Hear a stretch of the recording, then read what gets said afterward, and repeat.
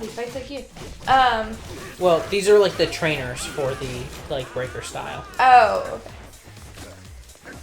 Yeah, but oh, you found one. Good boy. So, of course, because Peter is the kind of guy who makes decisions in this way, I'm pretty sure he hears his mom say this, and his mom, like, sobs at him, right, over this. He hears her say this, and he's like, you just don't know Maddie the way I know Maddie.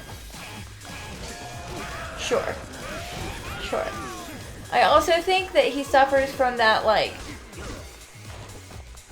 that thing that, like, children of fairly possessive parents have, where, like, you get told that this isn't a good idea, and now you want nothing more than to do that. Right. It's like, well, clearly this is the best path for me because no one in my family wants it. Yeah, so Maddie, on the other hand, because his mom's not shy about saying these things, so she lets Maddie know as well, like, essentially, like, look, she doesn't say this, but, like, it definitely comes across as, like, look, I don't like you. I don't think you're right for my son. So, understandably, Maddie is like, well, that's awkward. So she goes home after this. She breaks up with Peter, and she's just like, you know, sometimes people have differences that are too big to say that love conquers all. Whatever. Sometimes being a good fighter is knowing when to surrender. Blah, blah, blah, blah. And so she goes home. Did I pass? I'm not sure what the goal was there. 2 days later, he has a date with Hannah Ann. Sure. The girl left. Doesn't tell her. That she's like the default choice? Yeah, doesn't tell her that she's the only one left. Lets her go to the engagement ceremony. Still doesn't tell her. By the way, the morning of the engagement, because Hannah Ann is like a fairly intelligent life form. Sure. The morning of, she has this sort of moment where she's just like, something feels weird. I don't know if I want to do this. So they have to tell Peter, as he's waiting for somebody, to show up to get proposed to. They have to tell him, like, look, we don't know if Hannah's coming. Oh my god. So at this point, I'm starting to get very excited because I'm like, oh my god, is it going to be the first time that no one shows up to be engaged? Wow. Now, Hannah shows up. The only girl left at this point, mind you. And Peter has this whole speech prepared, and he, in one of his aside interviews, he's basically like, now I know Hannah Ann's the one for me. I'm like, oh, okay. Okay, like, do you know this because she's the only one left and your mom likes her? Or, like, you know, all of this stuff. Sure. He, like, slides it in to his, like, while he's proposing speech. Like, by the way, Madison went home 2 days ago. And then he just, like, moves on. So you've just been doing this weird charade. Yeah, and so he just, like, moves on from that and proposes to Hannah Ann. And you can see it on her face. Like, babe, she's just, like, so, like, she's happy, you know, because she loves this person, but she's also, like, there's a lot happening. Like, what? Right. So, that's the last you see, and then we go to the finale, like, the live thing, and surprise, surprise, they've broken up, him and Hannah Ann. And they have this whole thing where he basically admits to her, like, look, I wasn't ready to get engaged. I was still mourning a relationship because, you know, Maddie had gone home. And her response was just like, why wouldn't you tell someone that? Yeah. Like, you do not respect me as a person. Yeah. Like, why are you going to propose to me? I'm the only person left. And you don't even have, like, the decency to let me know that or, like, tell me what I'm getting myself. Like, what am I saying yes to, basically? We also find out that while they are engaged, because they were engaged for about 2 months. Wow. Yeah. So, while they were engaged, he reached out to Hannah B. Oh, man. The OG. The OG, about, like, needing closure. AKA wanting to bone down. Yeah, and Hannah Ann was just like, I just don't, like... And I have to agree, I don't get the need for closure. I don't get it. If you know you want to move on and you found the so-called person you want to move on with, you shouldn't need closure. That should not be something that you need. If you have already found someone that you love and you want to be with, it shouldn't matter what happened before. Like, why is that even on your radar? If you've so-called fallen in love with someone else. Yeah, makes sense. So she was like, so that really, like, should have been my first red flag. So he tells her all this, they break up, and she, like, wants nothing to do with him. And he's just like, come on, let's talk. And she's like, I don't, about? What are we talking about? And, she tells him, like, you know, you've taken that thing that is supposed to be a really special moment away from me. I'll never be proposed to for the first time again. Yeah, that's true. Can't get that back. Yeah, and yeah. So, yeah. And she says her famous line of the season, which is, you know, if you want to be with a woman, you need to learn how to be a real man. Okay, so enter Maddie. They call her on stage, of course. And Peter's mom is in the audience. Her name is Barb. And, like, I gotta find the exact quote. Because it's like, it was probably one of the most uncomfortable things I've ever watched. Oh, man. Is it like a sick mom burn? It wasn't sick. And mom burn kind upsetting. Yeah. But she mentioned, like, Chris asks Barb, like, there's a lot of going back and forth, and I'm not gonna, like, get into it, but basically, she's, like, rolling her eyes in the audience the whole time, and, like... Because she knows her son. Yeah, and, like, she's just, like, she doesn't like this Maddie girl, she doesn't think it's gonna work, she thinks they're bad for each other, whatever. And she's, like... People have dubbed her the new Karen. Who, Maddie? No, or Barb. When So, you say I'm Karen, gonna call the manager. Oh. Like, that's what I meant. Like, she's changed the course of cultural history. Oh, wow. Because now that is Barb. Me, I don't necessarily agree with that. I will agree that she's a toxic person. And she's, like, the world's worst mother-in-law to have. But I will say it should have told these women a lot when you imagine for a moment that this man is 28 years old and he still lives at home. He cares really only about what his mom thinks. And says that his family is the most important thing to him. I'm not saying that family's not important. Sure. I'm just saying that all three of those together. Yeah. Definitely means something. I'm not even going to say what. It means something, all of that together. And you should take all of that into account before you agree to marry a person that has all of these things in their life at one moment.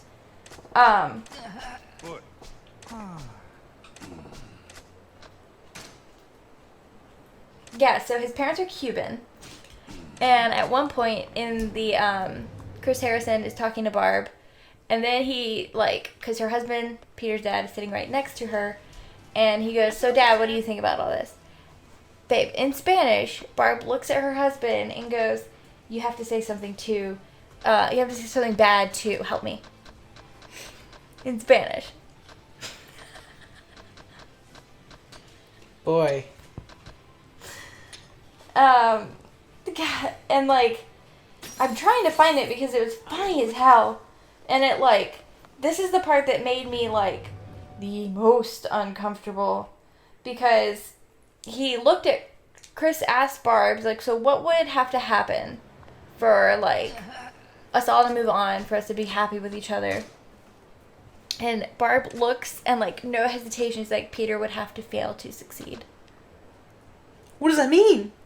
Like, succeed in his relationship.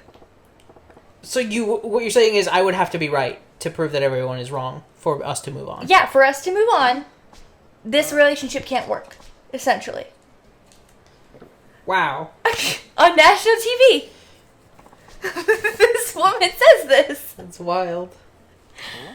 There's this wild theory out there that is like, Peter has been called the worst bachelor. Yeah, that's fair. And especially now that he proposed to a woman that he didn't love because she was the only option left. Yeah, that's kind of what he did both times. He only proposed to one girl. Oh, okay. I thought he was proposing to Maddie after all this. No. I'll get to that. Okay. But, no. So, there's this wild theory out there that the reason that Barb is being, like, so extra like this and so, like, outright mean, like, maybe this isn't her. Maybe she's just trying to take the heat off Peter because a lot of people are, like, talking shit about him and stuff. So maybe she's just, like, being extra rude and evil so that, like, instead of blaming the bad season on Peter, like, oh, well, like, Peter's mom is terrible. Of course he acts this way. Of course he can't make a decision. Of course he loves women who cry. Man, this is... I think it's a little wild and out there. It's a whole mess. But, it's very telling that the producers at this live finale had Neil Lane in the audience. I don't know if you know this, but Neil Lane is a jeweler. He's the guy who makes all of the engagement rings for the Bachelor franchise. Was he just like, I don't want to do this? No, babe. They have him in the audience with his briefcase of diamonds because I'm pretty sure that the show thought that he would propose, like, on live stage. Okay. And he didn't. He was just like, I mean, we're going to have to take it one day at a time, blah, blah, blah, blah, before all this with Barb happened.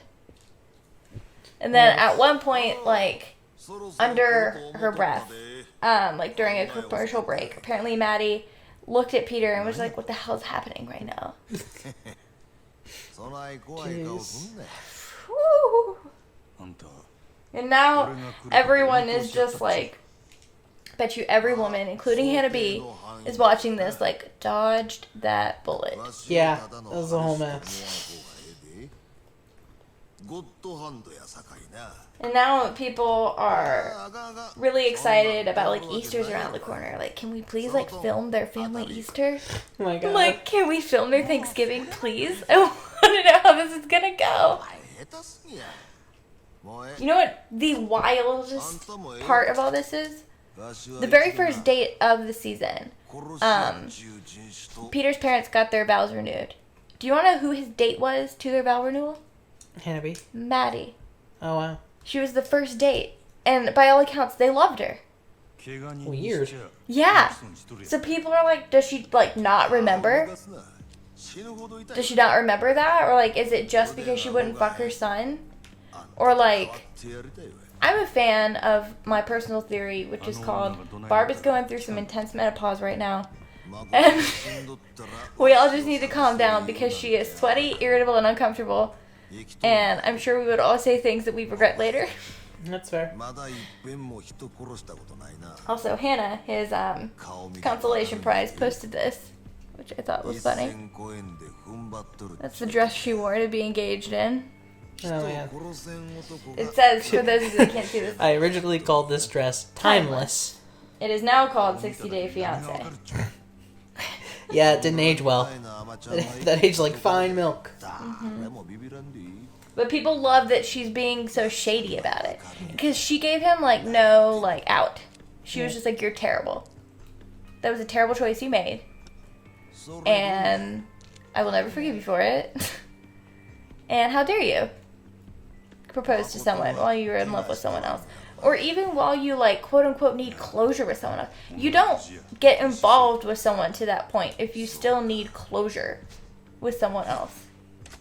I don't agree with that. Yeah, like, when we started dating, like... Well, rather, when we were first, like, talking, I was in the process of getting over someone else. Mm-hmm. And, like, I felt I needed closure. But I went and got that before you and I were, like, dating. And you and didn't, much further before I thought about proposing. You hadn't, like, professed your love to me. Right. And then decided that you needed closure with someone else. Yeah.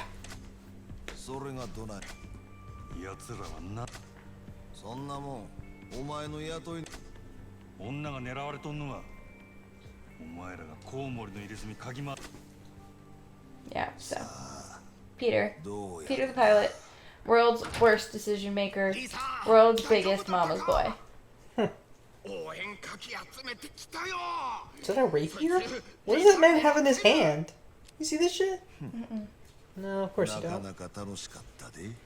Checking your tweets. No, much worse. It's just a saber. I don't really know knife words, so I didn't even know what a rapier was. Sorry. They're like the thin boys.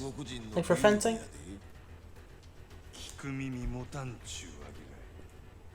Are we fighting in a mahjong parlor? Dude, I just came here to talk.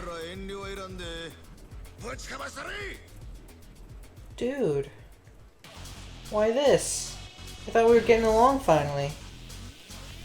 Just a fight against Chinese men, huh?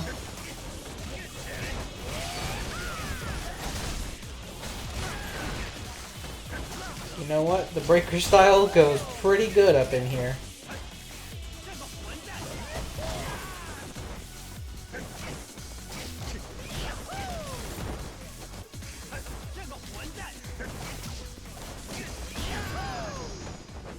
That is a wild breakdown of the season, though.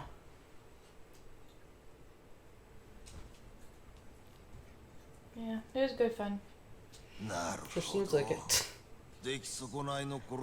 Very excited about this season of The Bachelorette. That's fair. It has to be better. It must be, right? Also, don't they usually choose from, like, the pool of, like, rejected?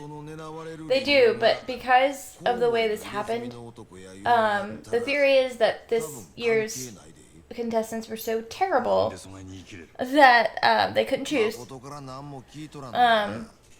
I'm pretty sure it's just because they really didn't know how it was going to end with Peter, so they didn't want to, like... I think they would have liked to have Hannah Ann as a bachelorette, but they weren't sure if they were going to end up together. Like, her and Peter. So they chose someone from, like... A past season? 2013, I think. Okay. Yeah. This is the oldest bachelorette ever. I thought Oh yeah, you did tell me. She's like 38 or something, right? Yeah, she's 38. She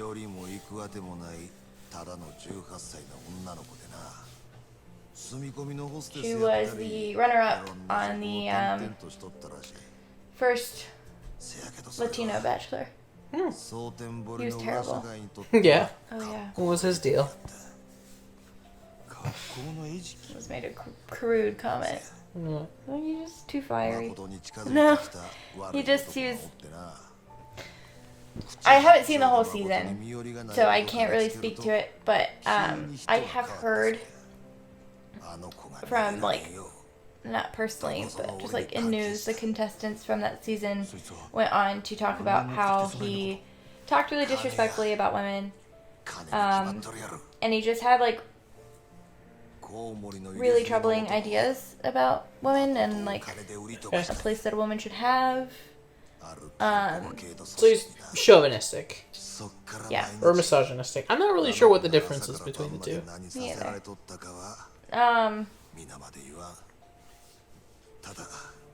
From what I've seen, he just seems like... I mean, he just seems like he was raised like any other Hispanic man. Honestly. Like, I don't think it was really like he was extremely disrespectful. I think it's just most women aren't raised to accept that sort of ideology. Yeah, I mean, not in like today's world. Yeah. Maybe you could have gotten away with that in like, I don't know, 1800s. Yeah. But just sort of like normal stuff, like he doesn't cook, he doesn't clean. That's his wife's job. Apparently people like said that he would talk about how like that's why he was going to find a wife because his apartment was dirty. Like he decided to do The Bachelor because he needed a wife to clean his apartment. Jesus, dude. Hire a maid service. Yeah, and like he did have English was not his first language. Okay. So a lot of people do think that it could have just been a language barrier. That a lot of what he was saying just didn't translate well. I don't know. I think that's like that's a tidy little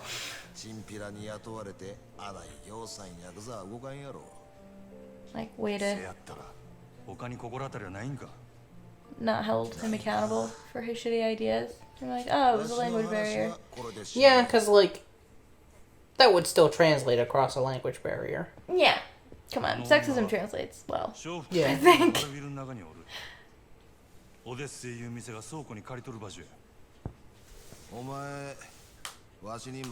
Even just like I can't imagine that not translating well. Like, vagina's clean. Furnaces make a mess. Wow.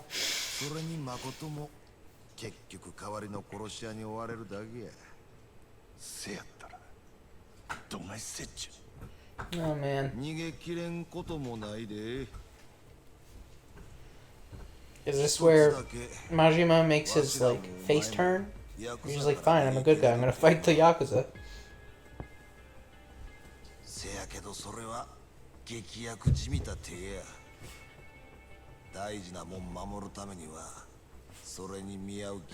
Yeah, makes sense.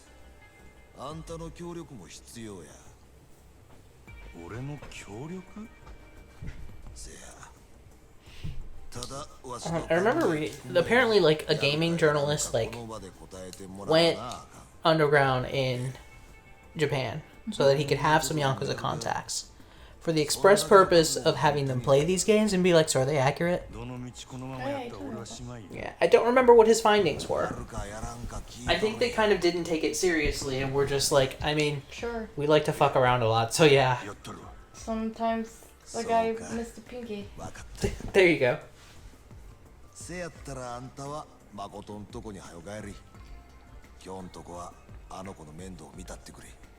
Huh? Oh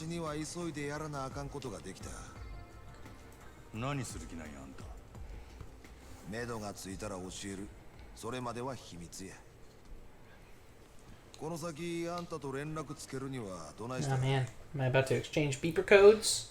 Okay. Oh man.